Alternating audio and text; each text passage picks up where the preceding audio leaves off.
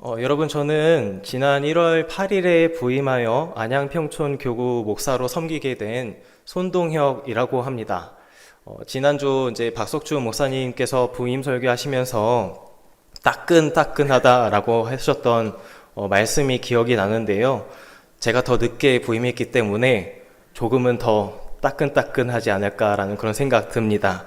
이 따끈따끈한 마음을 담아서 인사 하나를 외워왔습니다. 수어로 안녕하세요, 만나서 반갑습니다. 맞나요? 네, 제가 이제 부임했던 1월 8일 날 우리 과천교회에서 제가 처음으로 배우고 외웠던 수어였는데요. 우리 함께 수어로 같이 한번 인사했으면 좋겠습니다. 안녕하세요, 만나서 반갑습니다. 감사합니다. 네, 여러분, 명태라는 아주 유명한 물고기 아시죠? 잘 아시는 것처럼 이 명태는 다양한 이름으로 불린다고 합니다. 명태를 갓 잡았을 때는 뭐라고 부를까요? 생태. 여기까지 잘 아시네요. 그러면은 생태를 얼리면 동태가 되고, 생태의 내장을 빼고 코에 꿰어서 반쯤 말리면 이게 코다리가 되는 거죠. 그리고 또 얼렸다 녹였다 그것을 반복한 것은 황태가 되는 겁니다. 그러면은 이 황태 상태에서 이거를 바짝 말리면 뭐가 되죠? 북어가 되는 겁니다. 그리고 저는 이제 이거를 처음 알게 됐는데요. 황태를 말리다가 날씨가 갑자기 따뜻해져서 그 속이 검게 되면은 이거를 먹태라고 한다고 하더군요. 그러면은 이 어린 명태를 바싹 말리면 뭐가 되는지 아십니까? 네, 맞습니다. 노가리가 되는 겁니다. 여러분, 이처럼 이 같은 명태라는 물고기라 해도 어떤 상황을 거쳤는가에 따라서 그 부르는 이름이 달라진다라는 사실을 함께 확인했었습니다. 그런데요, 이것은 사람의 인생도 마찬가지일 것입니다. 그리고 또 그런 사람들이 모이는 공동체의 만남도 이와 비슷할 것입니다.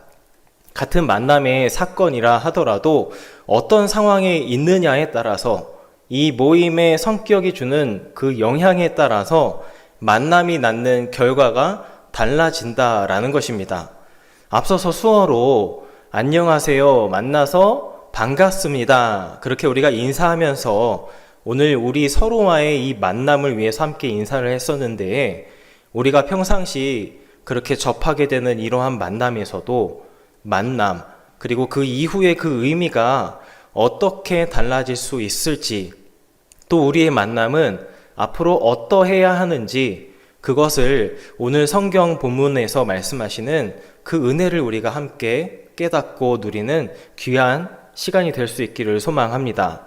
여러분, 오늘 우리가 읽은 본문을 어떤 목적이 있는 이 만남의 모임, 또 거기서의 만남을 통해서 누리게 되는 것, 그 만남 공동체에 속하게 된다는 것에는 어떤 의미가 있는지의 그 관점에서 이 본문 말씀을 보게 되면은 먼저 주님께서 펼치시는 잔치가 어떤 잔치였을까 하는 그런 관심을 갖게 합니다. 그런데 이 마태복음 14장 말씀에서는요, 저자였던 마태도 이러한 만남의 상황에 따라서 그 결과가 달라진다라는 것을 알고 있듯이 조금은 특별한 장치를 세팅해서 이야기를 전하고 있었습니다. 보게 되시면은 오늘 본문 이 14장 말씀에 앞서서 13장 전체는요, 하나님 나라에 대한 비유 말씀들이 가득 차 있었습니다. 하나님 나라에서는 어떤 잔치가, 어떤 만남이 이루어지고 있는지 설명을 하고 있었던 본문이었다라는 것입니다.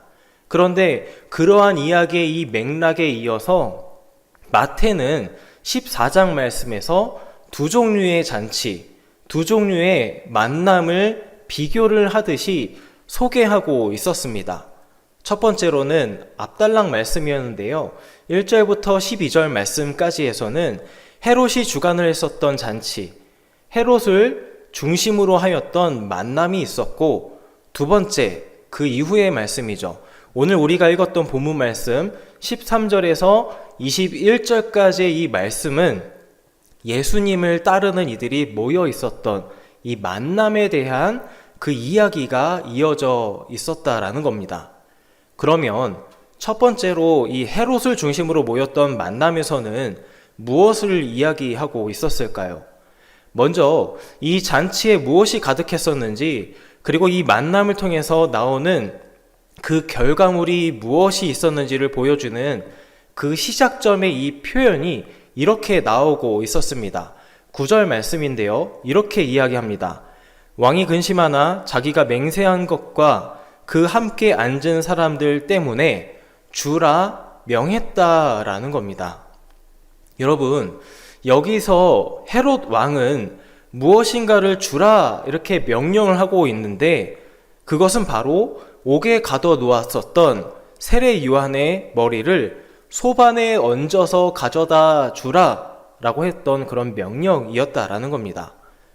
헤롯 왕이 동생 빌립의 아내 헤로디아와 불륜 관계였다라고 폭로를 했던 세례 요한을 가둬 놓았었던 것인데, 헤롯의 이 생일 잔칫날 한껏 분위기를 띄웠던 이 헤로디아의 딸이 요한의 머리를 나에게 달라, 그렇게 요청을 했었던 것이었습니다. 상상해 보시면 여러분, 그 만남의 현장, 그 잔치에는 이 왕의 생일이라는 이유로 참 다양한 사람들이 모여 있었을 것입니다. 곳곳마다 네로라 하는 유명 인사들이 모여서 어쩌면 이번 잔치를 통해서 좋은 기회를 얻으려는 사람들이 있었을 것입니다. 정치적인 이득이든 기득권의 어떤 확장이든 이 만남의 현장, 헤롯 왕의 이 생일 잔치에는 무언가 그 욕망과 바람들이 가득 채워져 있던 만남의 현장이었을 것이다 라는 겁니다. 하지만 이 잔치의 가장 중심 역할을 했던 헤롯의 명령, 이 명령의 그 끝에는 결국 무엇이 있었다라고 본문 말씀은 이야기하고 싶었던 걸까요? 그것은 바로 세례 요한의 죽음이라는 상황을 낳았던 그 만남의 결과가 있었다라는 것을 강조하고 있었던 것이었습니다. 다양한 사람들, 특별히 어떤 영향력을 펼칠 수 있었던 사람들이 모인 이 만남의 현장이었지만, 이 만남에서는 사람의 생명이 그다지 소중하지 않았다라는 듯 본문은 말하고 있었던 것이었습니다. 그 누구도 헤롯의 명령이 잘못되었다 말하지 못하고, 생명이 죽든 말든 하나님을 등돌린 가치를 추구할지라도 상관이 없었던 이 만남의 현장이었다라는 것을 강조하고 있었던 것이었습니다. 정리해보면 이 잔치는, 헤롯의 이 잔치는, 이 만남에는 세상 눈으로 보면 모든 것을 지금 다 누릴 수 있을 것 같아 보였던 잔치였지만, 그 잔치의 끝에는, 이 만남의 끝에는 죽음이 머물러 있었던 것이었습니다. 그래서 이 만남은 죽음의 잔치였다라고도 말할 수 있다라는 겁니다. 그리고 이 사건이 있은 후에 세례 요한의 이 소식을 들으신 예수님께서는 배를 타고 떠나셔서 외딴 빈들로 가시는 장면이 오늘 본문 이야기의 시작이었습니다. 하지만 예수님의 이러한 노력은 다 허사였습니다. 당시 이목을 이끄셨던 예수님께서는 세례 요한이 죽은 소식을 듣고 자리를 피하시듯이 빈들로 가셨지만, 사람들은 여러 골을 걸어서 예수님을 만나기 위해 따라갔었기 때문이었습니다. 이 모습을 보자 하니 어쩌면 헤롯이 주관을 했었던 이 만남에 모여들었던 사람들의 모양새와 오늘 예수님을 중심으로 만나게 된 이 사람들의 이 모양새만 놓고 본다라면은 어떤 목적이 있어서 그곳에 모여들어 만남이 이루어졌다라는 이 모양새는 아주 비슷해 보이기는 합니다. 다만 차이가 있었다라면은 어느 정도 위치에 있었고 힘이 있던 자들이 자신의 욕망만을 채우려 하고 하나님을 등지게 될 이 가치를 추구하던 사람들이 모여든 이 헤롯의 잔치, 죽음의 힘이 머무는 그 만남과는 다르게 예수님은 사람들을, 그리고 오늘 우리를 전혀 다른 이 만남의 장으로 우리를 초대하고 계셨다라는 것이었습니다. 여러분, 그러면 예수님께 모여들었던 사람들은요, 어떤 사람들이었을까요? 그들은 힘이 있던 사람들은 아니었습니다. 오히려 그들은 고침을 받고 싶었던 사람들, 오히려 그들은 위로를 받고 싶었던 사람들, 긍휼히 여김을 받고 싶던 사람들이 대부분이었을 겁니다. 그래서 그들이 모인 이유는 거의 비슷했습니다. 예수님을 만날 수 있던 그곳에 고침과 위로가 있었고, 또 긍휼히 여김을 받을 수 있던 이 회복의 만남이 이루어졌기 때문이었습니다. 예수님의 잔치는 이렇게 시작이 되었던 겁니다. 그리고 오늘 본문의 이야기, 이 만남, 이 잔치는 빈들의 저녁 때가 되면서 클라이막스에 이르게 됩니다. 여러분, 이 만남은 어떻게 이야기가 진행이 시작될까요? 잘 아시듯 오늘 이야기의 상황은 보리떡 5덩이와 물고기 2마리만으로 빈들에 모였던 5,000명이 넘는 사람들을 저녁밥 먹여야 했던 상황이었습니다. 5,000명이라는 사람들의 이 만남이 이루어지기는 했었지만 사실 정말 보잘것없는 사람들만 모였나 싶을 정도였습니다. 이렇게나 사람들이 많은데 그 빈들에서 이들을 섬길 수 있는 사람들이 아무도 없었기 때문이었습니다. 이 만남은, 이 잔치는 실제로 보면은 파토가 났다라고 해도 과언이 아닐 정도였던 겁니다. 저녁도 됐지, 먹을 것도 없지, 끝이 났다고 할 수 있을 상황에 그렇게 치닫게 되어서 지금 사람들을 돌려보낼 수밖에 없는 문제가 닥쳐 있었던 것이었습니다. 때문에 제자들은 아주 현실적인 대안을 제시합니다. 15절 말씀을 보게 되면은 이렇게 대답을 합니다. 저녁이 되매 제자들이 나와 이르되 이곳은 빈들이요 때도 이미 저물었으니 무리를 보내어 마을에 들어가 먹을 것을 사 먹게 하소서라는 것이었습니다.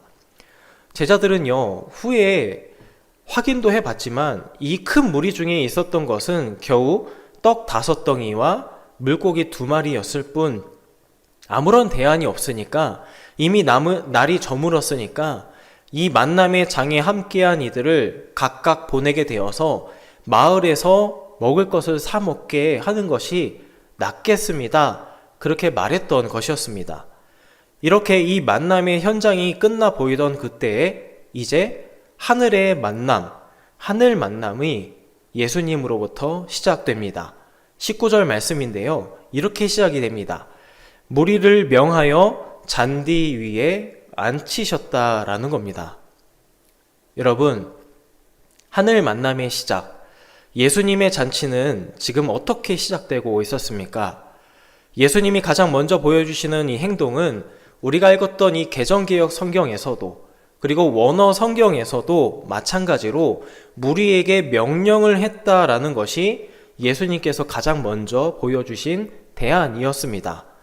여기서 우리가 잠깐 기억해 보시면은 아까 9절 말씀에서 헤롯이 주관했었던 만남, 그래서 결국 그 죽음이 머물러 있는 잔치의 시작에도 헤롯의 명령이 있었다라면은 여기 19절 말씀에서도 보니 예수님도 무리에게 하셨던 명령이라는 표현이 동일하게 나오고 있었습니다. 이 두 명령이라는 표현에는 원어 표현상 헤롯의 명령과 예수님의 명령에는 차이가 없어서 그 뿌리가 똑같은 말이었습니다. 똑같은 표현으로 똑같이 명령을 했었던 것이었는데 헤롯은 사람들을 죽음이 머물러 있는 만남을 만나게 했지만 예수님이 명령하여 모이게 된 그 만남에는 무엇이 있었을까요? 어떻게 진행이 되고 있었을까요? 예수님은 무리를 잔디 위에 앉히고 있었습니다. 그리고 이 명령을 시작으로 해서 세상의 시선으로 보기에는 당연히 끝났을 법했던 수많은 무리들의 만남이 오늘 본문에서 드디어 소개하고자 하는 하늘 만남을 갖게 했던 것이었습니다. 그런데 여러분, 이 하늘 만남에는 중요한 의미가 하나 더 있었습니다. 사실 지금 헤롯의 잔치, 이것은 비록 죽음이 머무는 잔치이긴 했지만 세상에서는 막강한 힘이 작용하던 만남의 자리이긴 했었습니다. 그런데 바로 그 맥락에 바로 뒤이어서 예수님은 헤롯과 똑같은 표현, 명령을 하셔서 무리를 초대해 하늘 만남을 이루신다라는 이 본문 맥락의 의도를 우리가 생각해 본다라면은 예수님은 헤롯이 펼쳤던 그 만남에, 그 죽음의 잔치에 그 뒤이어서 바로 정면 돌파를 하고 계셨다라는 것을 본문의 맥락은 강조하고 있었던 것이었습니다. 그래서 19절의 이 명령은 죽음의 이 만남이 가득할 수도 있는 이 세상 앞에 하늘 만남이 이루어질 그 잔디 위로 앉히시는 예수님의 초대를 수많은 무리들에게도, 그리고 오늘 저와 여러분 모두에게도 이 만남의 자리에 초대하고 계신다라는 것을 우리가 바라볼 수 있기를 바랍니다. 그러면은 예수님께서 초대하시는 그 잔디 위는 어떤 하늘 만남의 자리가 있었을까요? 잔디 위의 만남, 하늘 만남의 시작은 떡 5덩이와 물고기 2마리로 5,000명 이상을 먹여야 했던 참 쉽지 않은 상황이었습니다. 저녁도 됐고 빈들이었고 아무것도 없던 그 상황에서는 세상에서 보기엔 잔디 위에 앉히셨던 것은 도무지 답이 나오지 않았던 그런 상황이었습니다. 하지만 예수님께서 하늘을 우러러 축사하시고 떡을 떼며 무리에게 나눠주시니 여자와 어린이 외에 5,000명이 다 배불리도 먹고도 12바구니가 가득 차게 남던 생명을 만나고 기적을 만나는 하늘 만남이 이루어지고 있었던 것이었습니다. 헤롯의 잔치는 죽음을 만나던 잔치였는데 예수님이 함께 하시는 만남, 이 생명의 잔치에는 배부름이 있었고 기적을 만나는 잔치였다라는 겁니다. 마치 구약성경 시편 23편 말씀에서처럼 나를 푸른 잔디 위에 앉히신 예수님께서 목자이시기 때문에 내게 부족함이 없으리로다. 그 배부름의 기적이 웃음 가득한 이 만남이 그 빈들, 그 저녁에 펼쳐졌다라는 것입니다. 더 나아가 강력한 죽음의 세력 앞에서 그러한 원수의 목전에서 나에게 상을 차려주시고 기름을 내 머리에 부어주시는 만남, 나에게도 다가오시는 그 경험, 하늘 만남이 이루어지고 있었던 것이었습니다. 여러분, 우리가 살아가고 있는 세상에는 참 다양하고 많은 만남의 시간들이 존재합니다. 그런 만남의 시간들 중에는 때로는 헤롯의 잔치가 나에게 힘이 될 수도 있고 내 가치를 올릴 수도 있을 것 같은 그런 기회로 느껴질 때가 있을 겁니다. 그것이 현실로 보이기도 하고 이게 실은 독이 될 수도 있다라는 것은 알지만 유혹이 될 수도 있겠습니다. 하지만 헤롯이 펼쳤던 이러한 만남은 기회의 잔치, 생명의 잔치처럼은 보이긴 했지만 그렇지 않다라는 것을 성경은 분명히 말하고 있었습니다. 우리는 이러한 다양한 만남의 시간들 중에서 이러한 것들을 잘 분별할 수 있어야 하겠습니다. 그리고 오늘 그런 우리에게 예수님은 명령하여 초대하고 계시는 겁니다. 우리에게 있어서 진정한 생명의 이 만남은 예수님께서 펼치시는 잔치, 원수의 목전에서도 우리를 잔디 위로 앉혀주시고 거기에서 생명을 나누고 누릴 수 있는 하나님 나라의 이 만남에 우리가 함께 하기를 명령하고 계셨던 것이었습니다. 여러분, 가수 노사연 씨의 노래에서도 오늘 말씀 주제와 같이 이 만남에 대하여 부르는 유명한 노래가 있죠. 우리 만남은 우연이 아니야. 이렇게 노래하면서 이 서로의 바람이 마주쳤지만 이루어지지 못한 이 사랑의 시간을, 이 만남을 후회하지는 말자라는 그런 내용의 노래입니다. 이처럼 만남이라는 사건은 다양한 의미를 낳습니다. 때로는 영원히 이루어지지 못한 사랑을 노래할 만큼의 만남도 있겠고, 때로는 사랑이 이루어져서 삶의 희노애락을 평생토록 함께 지내는 그러한 만남도 있겠고, 또 오늘 말씀 내용처럼 헤롯과 같이 죽음을 낳게 되는 만남도 있고, 반대로 예수님이 함께 하셔서 생명 낳고 기적을 경험하는 만남도 있겠습니다. 그래서 이 만남이라는 사건은 마치 명태와 같아서 명태와 같은 만남, 어떤 상황을 거치느냐에 따라서 동태가 되기도 하고 황태가 되기도 하고 먹태가 되기도 하고 노가리가 되기도 하는 만남이 있다라는 것입니다. 여러분, 저는 이제 막 부임을 한지라 우리 과천교회 성도님들과는 헤어짐의 시간보다는 만남의 시간이 여러분들과 더 많을 기회가 있을 것입니다. 개인적으로 이 만남의 시간을 통해서 제가 기대하는 것이 있다라면은 우리의 이 만남을 통해서 아주 다양한 의미와 관계를 나눌 수 있기는 하겠지만, 무엇보다도 여러분과의 이 만남을 통해서 생명을 남기는 만남, 하늘 행복을 남기는 만남, 예수님께서 함께 해주시어서 오병이어의 기적과 같은 하늘 만남이 저와 여러분들의 그 만남들 가운데 더욱더 풍성하기를 소망합니다. 그리고 가장 중요한 만남이기도 하겠지요. 과천교회 교우 여러분, 우리의 모든 예배를 통해서 기대하는 하나님과의 그 만남, 이 만남 역시 세상에서 누릴 수 없는 하늘 은총을 누리는 생명의 만남, 은혜의 만남, 성령 충만의 이 만남이 함께하기를 축복합니다. 이러한 하늘 만남을 통해서 우리가 그 어떤 곳에서든 잔치상을 차려주시는 하나님을 만나는 은혜를 누리시고, 혹여나 원수의 목전에 계시듯 저와 여러분의 이 형편과 처지가 어렵고 고달프시다라면은 헤롯의 이 명령이 가득한 만남의 잔치가 아니라 잔디 위에 앉혀주시는 예수님의 그 하늘 만남을 통해서 우리가 함께 배불리 먹고 즐거움을 나누고 누리는 하늘 만남 잔치에 초대받는 저와 여러분 모두가 되실 수 있기를 바랍니다. 그 옛날 원수의 목전에서 이루어졌던 오병이어의 기적은 이제 우리의 삶에 펼쳐질 것입니다. 이 은혜의 사건에 함께하는 우리 모두가 되기를 축복합니다.